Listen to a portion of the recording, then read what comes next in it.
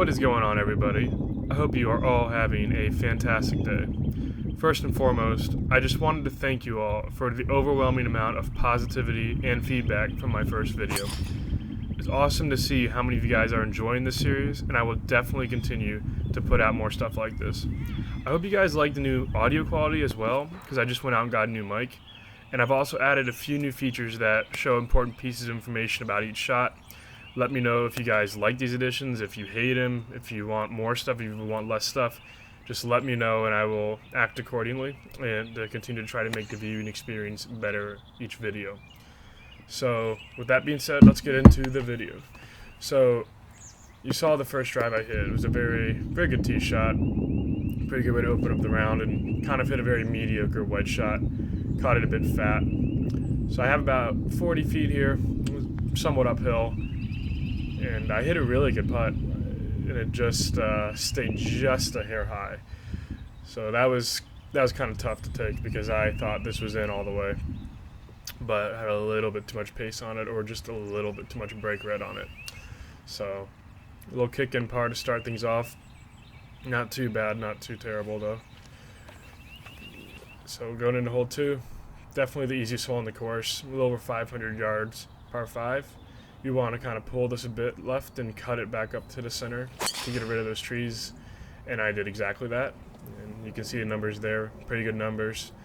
And in the summer, these numbers will go up.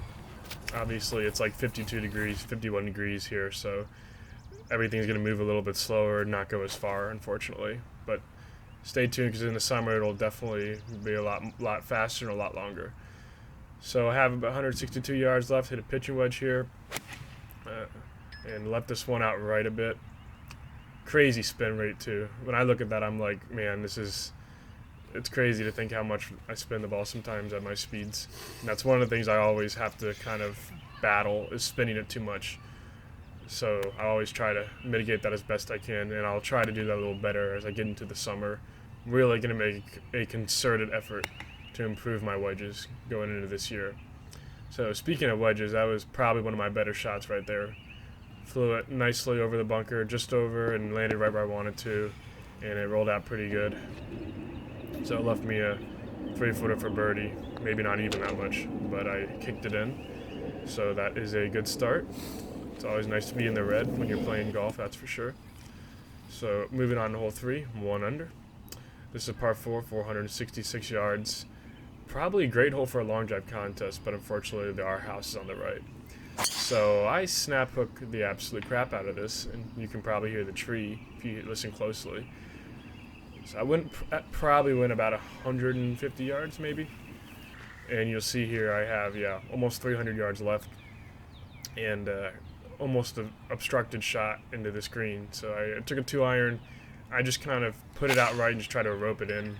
Hit it okay, caught it a little thin, so you can see the ball speed's down a bit, club speed close to 125, carried 267, probably rolled out to 285, so it at least got me around the green.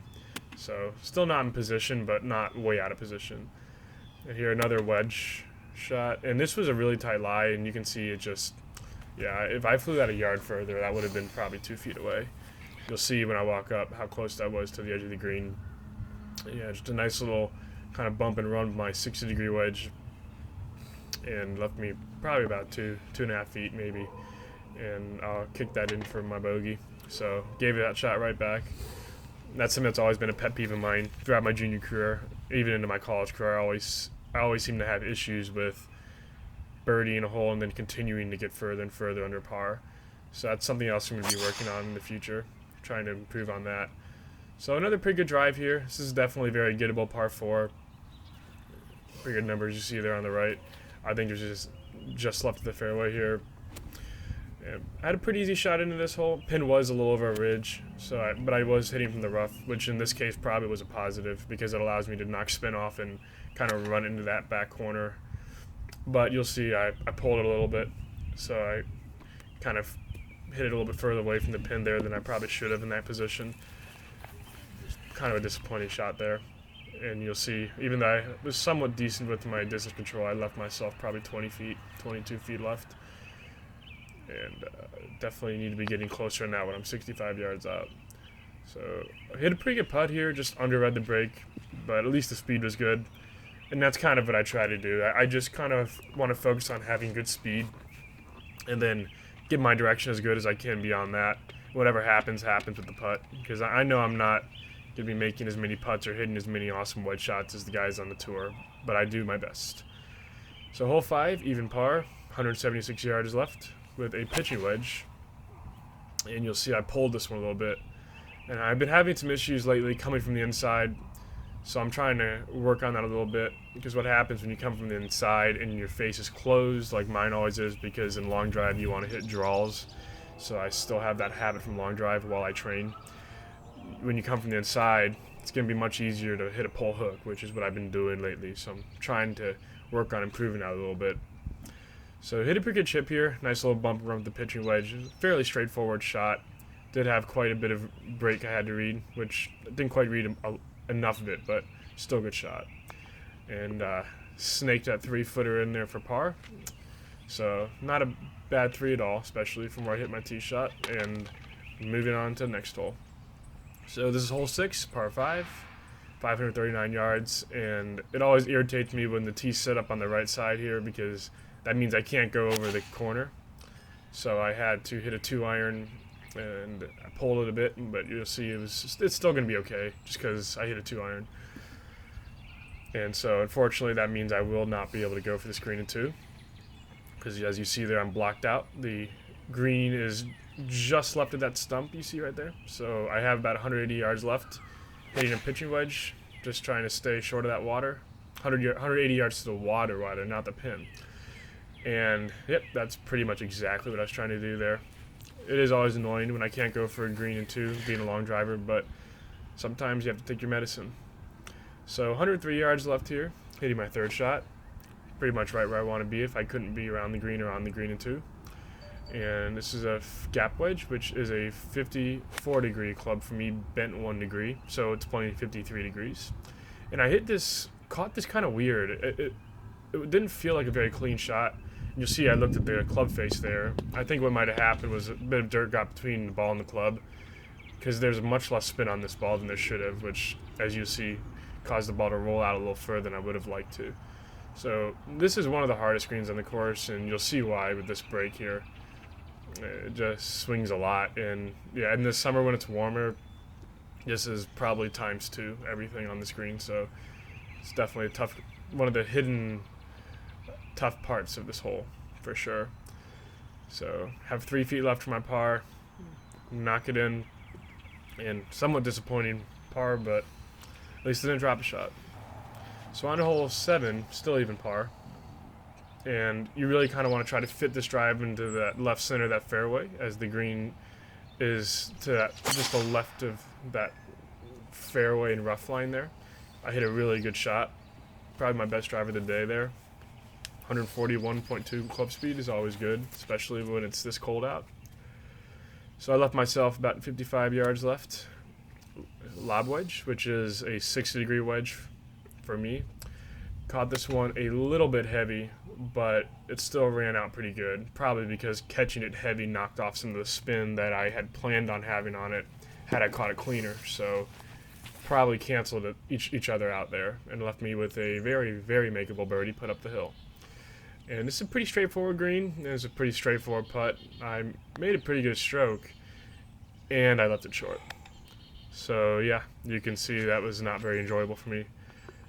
It almost felt like a drop shot there.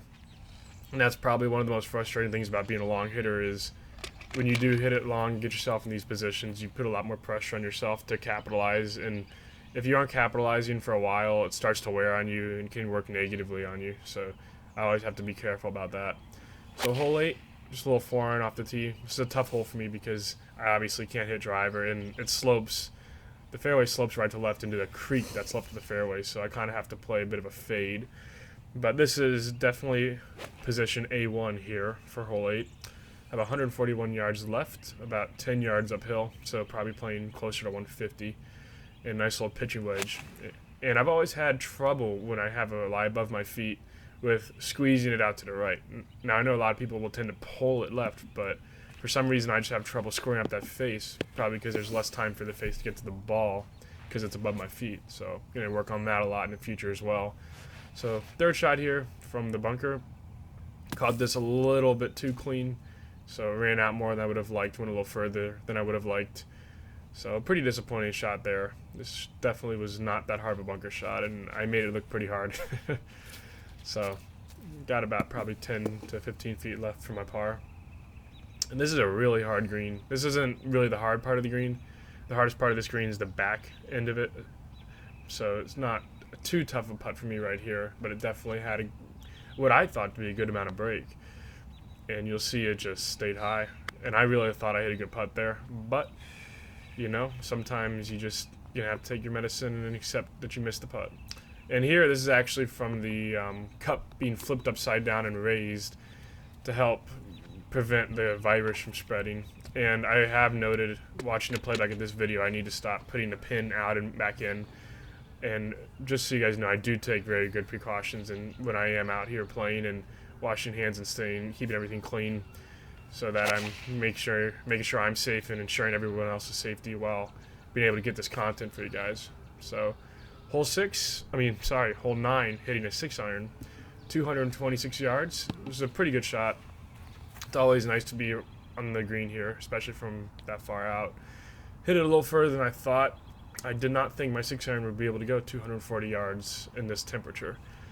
That's kind of more like where I would go during the summer months, but must have been a little wind up there. So about 40 feet, hit a decent putt. So I have about 2 feet left for my par, and I will tap that in. So that was a 1 over par 37, and I hope you guys enjoyed. And as always, don't forget to like, comment, and subscribe, and I will see you guys next time.